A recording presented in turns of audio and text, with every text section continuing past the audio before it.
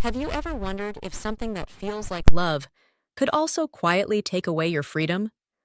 What if a choice meant to bring comfort and closeness actually chipped away at your independence instead? And most importantly, could living with your children after 70 slowly reshape not just your daily routine, but the way you age? While sharing a home with your adult children might seem like a practical and caring decision, the reality is far more complex.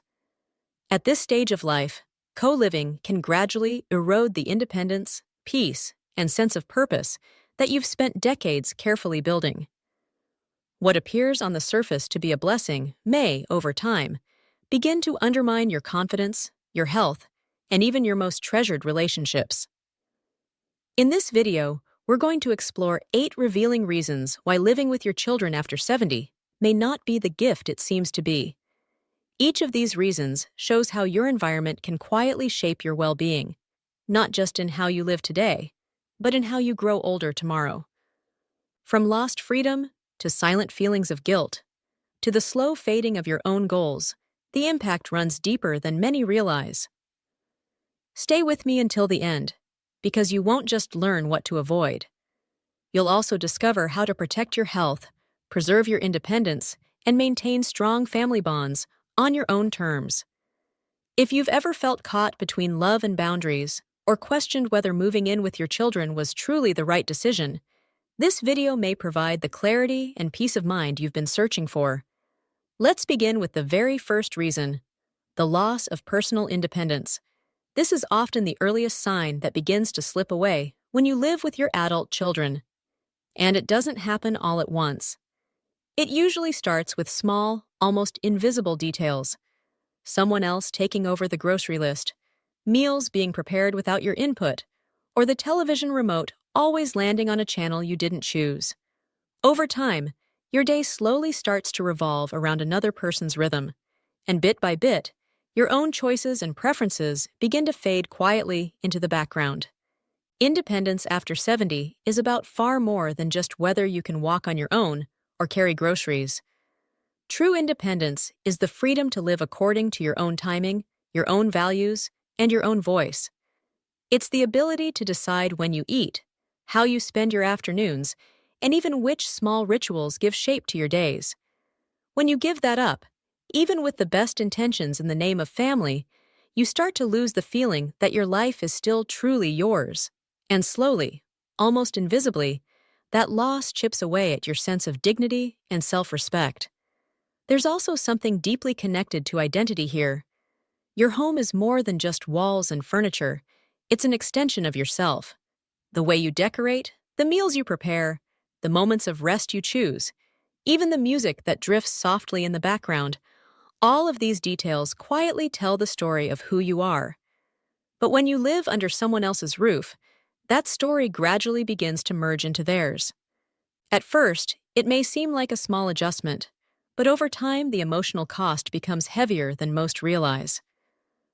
I once met Edward, a man of 77, who moved in with his daughter and her family after his wife passed away. At first it felt comforting, warm meals waiting for him, safe surroundings, and company that filled the silence of his grief. But within a few short months, Edward noticed changes he hadn't expected. He was watching television shows he didn't enjoy, eating meals he hadn't chosen, and even hesitating to leave the house without first asking if it might inconvenience someone else. With quiet honesty, he told me, "I love them deeply, but I don't feel like a grown man anymore." It's rarely intentional. Our children usually mean well and genuinely want to help. But help can quietly turn into control when the older parent no longer initiates decisions. When you begin waiting for permission rather than expressing your preferences, or when you adapt so much that you forget what it feels like to choose for yourself. Independence doesn't necessarily mean living alone. It means living life on your own terms. Sometimes that's a smaller space, a quieter environment, or simply a home that reflects your rhythm instead of someone else's. Because when you protect your independence, you are also protecting the core parts of yourself that keep you strong, confident, and clear-minded. You're safeguarding the pride in the life you've built and the voice that reminds you of your worth. And when that independence slips away too early, Even in the comfort of family, you begin to shrink in ways that no one else may see, but that you feel deeply every single day. Number 2, emotional imbalance and role confusion. When a parent moves in with their adult child, something subtle but powerful shifts in the emotional dynamic. The roles that were once so clear, parent and child, begin to blur, and while it may look on the surface like just a natural evolution of family life, that quiet shift can bring with it tension, confusion, and an emotional imbalance that weighs heavily on both sides. You've spent most of your life guiding, teaching, and supporting your children, but when you move under their roof, the dynamic can begin to quietly flip. Suddenly, they are the ones reminding you about medications, managing your appointments, or even setting small rules about how the household runs. It isn't done out of disrespect. Most of the time, it comes from love and a genuine desire to help. Yet for you, it can feel like a subtle loss of dignity, as though the authority and independence you once carried have slipped away. You may start to feel like a guest in your own family, a visitor rather than the parent you've always been. For your children, the change brings challenges as well. The weight of caring for a parent while raising their own kids, maintaining careers, and managing a household can easily become emotionally overwhelming. They are no longer just your son or daughter. They become caretakers, decision-makers, and peacekeepers all at once. And when this shift isn't openly acknowledged, it often grows into stress, resentment, or quiet burnout that affects everyone. I once met Carol, age 71, who moved in with her son and daughter-in-law after a fall. "I thought it would just be for a few months," she told me softly, "but it's been 2 years now. I try to stay out of their way. I try not to make waves, but I don't feel like the mother anymore. I feel like the obligation." Her voice carried calmness, but her eyes revealed everything her words could not. These feelings don't always erupt into open conflict. More often, they show up as a certain tension that lingers in the air, a pause before you speak, a hesitation before asking for help, or the sense of walking on eggshells in your own home. There's a quiet fear that one request too many might upset the fragile balance, and over time, both you and your children begin to miss the relationship you had before, when love wasn't so tangled with logistics and responsibility. That is why boundaries matter. And space matters, not only physical space, but emotional space as well. You need room to still feel like a parent, not just someone to be managed. Because when you lose that identity, you lose one of the strongest anchors that has guided you throughout life. Wanting that space isn't selfish, it's honest, it's healthy, and it's necessary. In fact, for many families, maintaining separate homes while staying deeply connected allows love and respect to thrive without the daily friction. If you're still watching this video and finding these insights helpful, please comment the number 2 below to let me know you're here. And if you haven't subscribed yet, I encourage you to subscribe and turn on the notification bell so you never miss any of our upcoming videos. Your support makes it possible for us to continue creating content designed to inform and inspire. Your support allows us to keep creating meaningful content that both informs and inspires. Now, let's move forward. Number 3, the increased risk of feeling like a burden. One of the heaviest emotions to carry in later years is the quiet belief that you are a burden to the very people you love most. When you live with your children, even in a household filled with love, that feeling can slowly begin to take root. And the truth is, it often doesn't come from what's said. It comes from the unspoken. A sigh when plans suddenly have to change, a brief pause before someone says yes, or even a small glance exchanged between your son and daughter-in-law when you ask for help. These little moments, though rarely intentional, can leave a lasting impression. As we age, we naturally become more sensitive to time, energy, and space. You notice how busy your children are, how much effort it takes for them to juggle careers, raise kids, and manage a household. Even if no one ever says anything directly, a question begins to echo in your mind. Am I in the way? That question doesn't stem from pride. It comes from love, from not wanting to add more weight to the lives of those you care about most. What makes this more difficult is that many older adults, determined not to cause trouble, start pulling back. They ask for less. They stay in their rooms longer. They try to become as low maintenance as possible, but in that effort, they also begin to shrink, quieter, smaller, and more isolated. Not because their families ever made them feel unwelcome, but because the fear of being a burden slowly reshaped how they saw themselves. I once spoke with Dennis, age 80, who moved in with his daughter's family after suffering a stroke.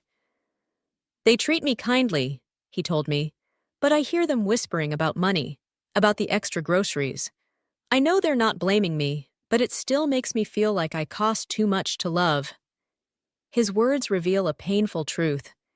Even when love is present, the weight of guilt can press down harder than any physical illness. That kind of emotional heaviness can quietly open the door to depression, withdrawal, and even physical decline. Because when a person begins to believe they are unwanted, they stop caring for themselves in the same way. Their shoulders slump, their eyes lose their spark, and little by little, they fade from the vibrant version of who they once were. This is why living independently, even in a simple or modest way, holds such power. Managing your own space, making your own choices, and carrying your own weight, even in small daily routines, protects your sense of dignity and worth. In that space, you no longer have to wonder if you are in the way.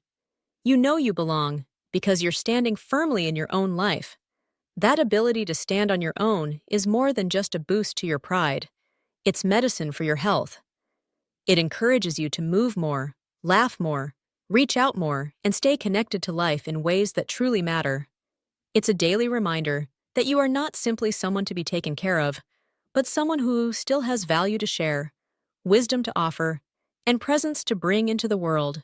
So if you've ever found yourself tiptoeing too softly in someone else's home, second-guessing your words or your actions, understand this. It is not a flaw in you. It is a sign that your spirit is quietly asking for room to breathe again. And you deserve that space, not because you're selfish, but because you've lived a long life, built with effort and love, and earned the right to feel whole in it. Number 4. Interference with your children's own family dynamics. When you move into your child's home, you're not only stepping into a new physical space, you're entering an emotional ecosystem, one that already carries its own rhythm, rules, and roles. No matter how warm and welcoming the household may be, your presence, even with the best intentions, can gently shift the balance of their daily lives. Your children have spent years creating their own family culture, the way they raise their kids, manage their relationship, and divide responsibilities. Even the smallest routines, when they eat dinner, how they enforce discipline, or how they carve out quiet time, are part of a fragile balance that keeps the household running smoothly. And once a parent moves in, that balance begins to shift. It's not about fault or blame, it's about the natural effect of dynamics. Everyone becomes a little more self-conscious. Your daughter may feel she has to explain why she handles her children a certain way. Your son may avoid particular conversations with his spouse, not wanting to make you uncomfortable. Even your grandchildren may act differently, adjusting their behavior because they know you are watching. These subtle changes bring with them an invisible pressure, whether anyone acknowledges it or not. I once met Lorraine, age 79, who moved in with her daughter's family after a health scare. "I only wanted to help," she told me. "I folded laundry, picked the kids up from school, cooked dinner. But after a while, I noticed something. My daughter and her husband hardly spoke when I was in the room. It was as if they were editing themselves, carefully choosing their words. I never asked them to do that, it just happened." Even with the best intentions, your presence can alter the natural flow of the household. Even with the best intentions, your presence can unintentionally create a quiet divide. Your child may feel pulled in 3 different directions, trying to be a good parent to their kids, a loving spouse to their partner, and at the same time, a devoted child to you. That is a heavy weight to carry, and over time, this constant juggling act can give rise to silent resentment, even if no one dares to admit it aloud. The feelings may remain unspoken, but they often linger in the background. At the same time, you may begin to notice that you are left out of conversations or family decisions you were once part of. It's not that your children are pushing you away deliberately. More often, they are trying to shield you from conflict or protect the fragile balance of their household. Yet that distance can hurt. It can make you feel less like a member of the family and more like a guest in what was meant to feel like home. This is why having your own space, both emotionally and physically, is so essential. It allows your children to continue building their lives without having to shape every choice around your presence. It gives their marriage the privacy and breathing room it needs, while also giving their children the freedom to grow naturally. Most importantly, it gives you a space where you can be loved without being pulled into roles you were never meant to carry. Because true love doesn't always mean living under the same roof.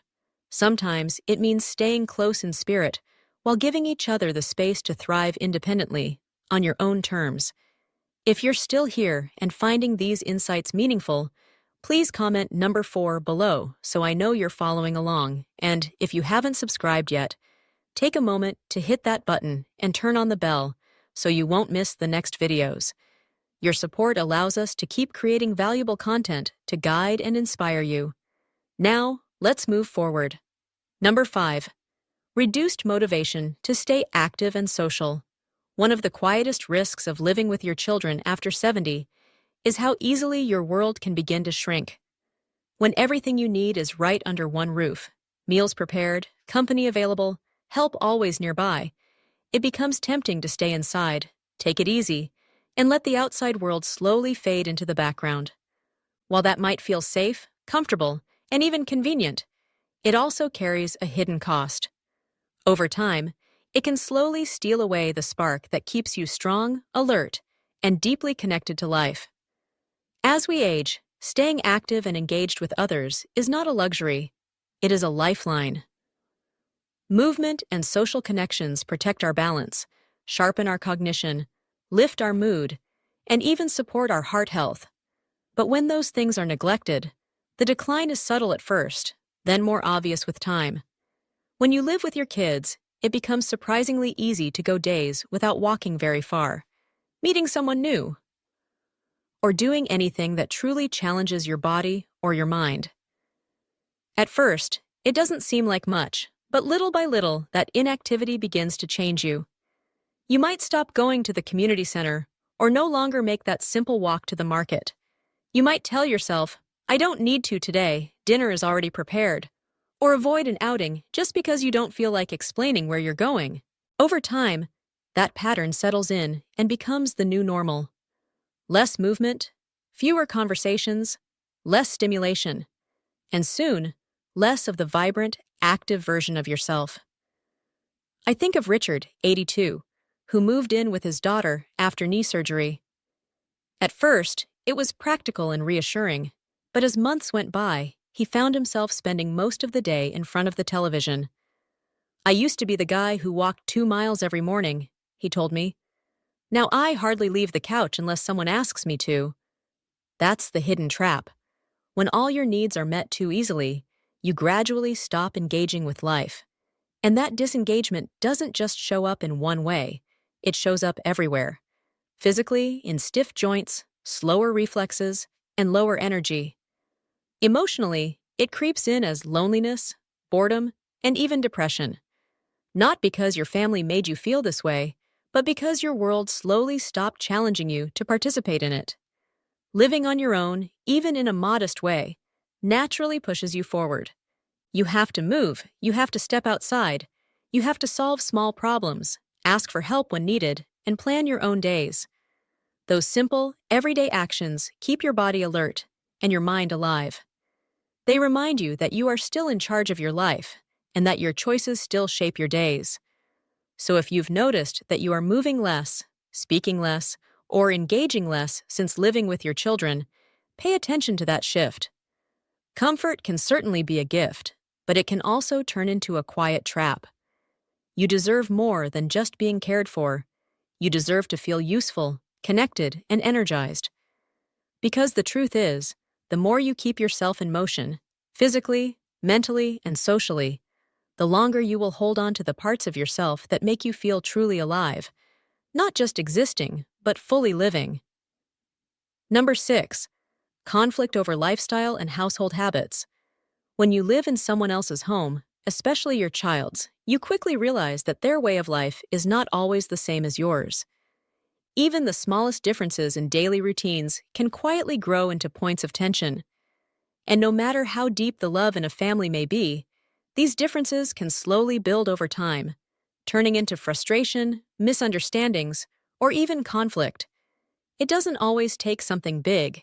It might be as simple as what time you like to wake up, what shows you enjoy watching on television, or whether you prefer silence in the morning while others want cheerful chatter over breakfast. You may value order and tidiness, while your child's home runs in a more casual rhythm, with toys scattered across the floor and dishes left in the sink.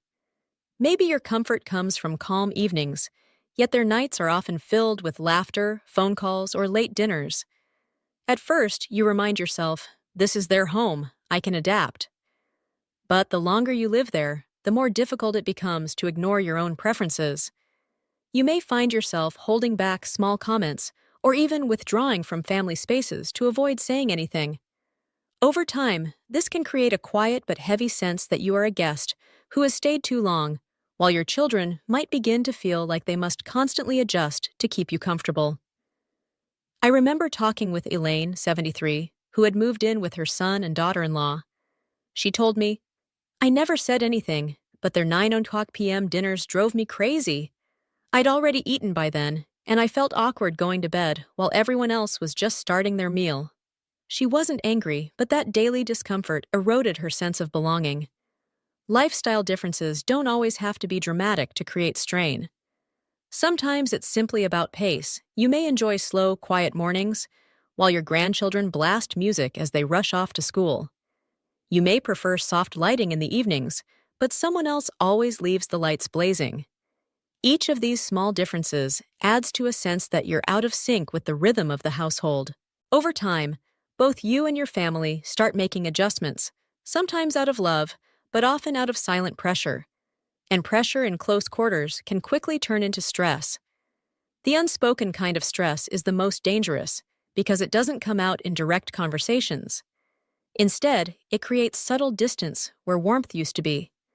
It builds frustration that eventually seeps out in sideways comments, awkward silences, or emotional withdrawal. This is why having your own space matters so much.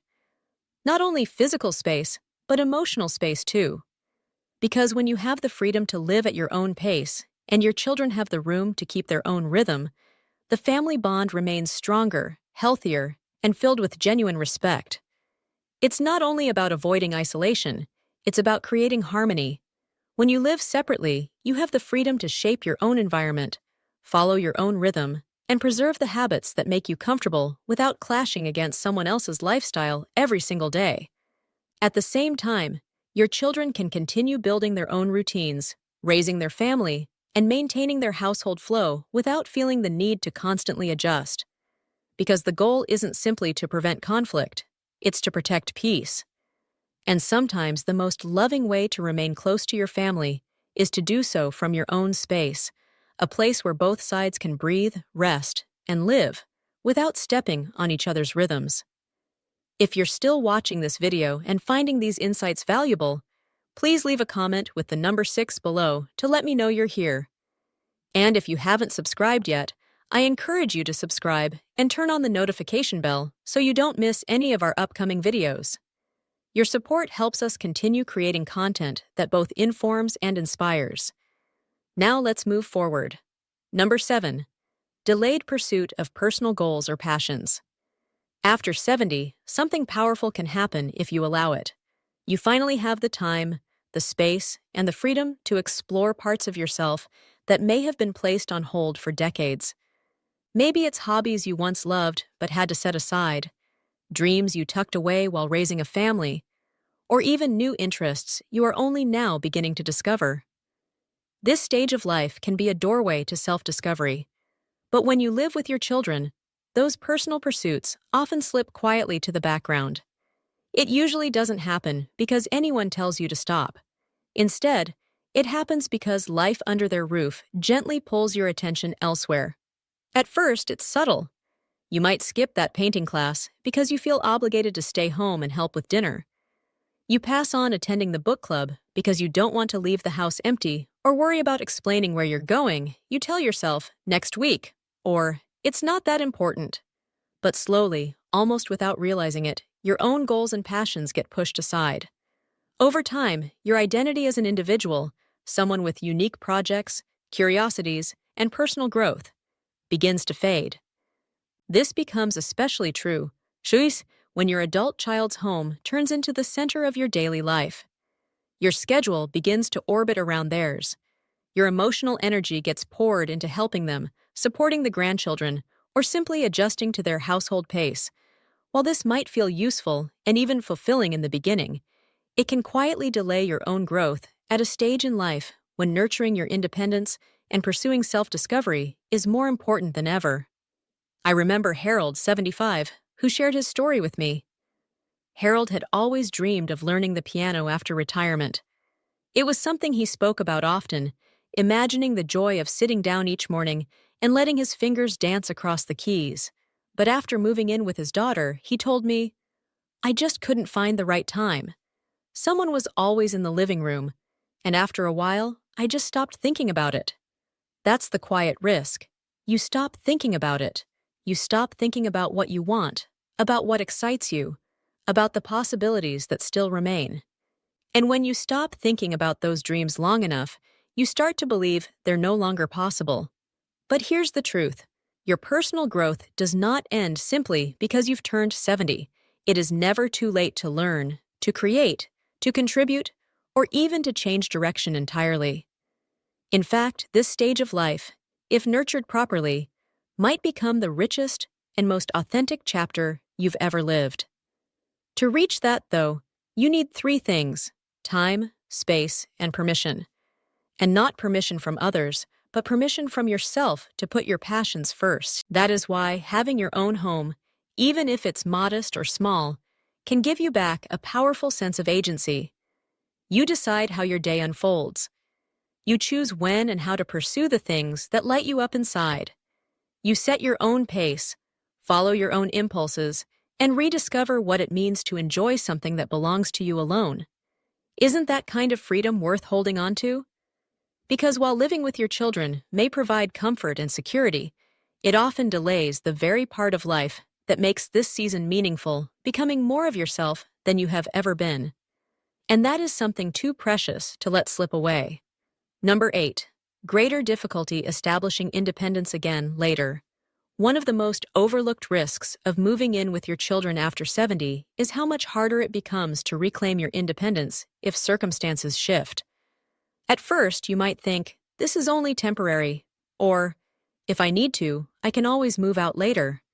But the reality is, the longer you stay, the more you adapt, mentally, emotionally, and physically, to not being in charge of your own space. It often begins with small conveniences. You stop cooking because meals are already being prepared. You stop driving because your son offers to take you where you need to go. You stop handling bills or errands because others are faster or more efficient. And while at the time it feels like kindness, over months and years, those skipped responsibilities quietly turn into lost skills. When the time finally comes to live on your own again, it doesn't just feel difficult, it can feel almost impossible. This shift can happen without warning. Your child might get a sudden job transfer. Their financial situation could change unexpectedly. Tensions in the household might quietly build until they reach a breaking point. Or perhaps you simply feel the inner pull to reclaim your own space and privacy. Whatever the reason, by the time that moment arrives, the muscle of independence, the habits, the routines, the energy, and the confidence may have weakened. And what once felt natural now seems overwhelming. I once met Florence, age 83, who had lived with her daughter for 6 years.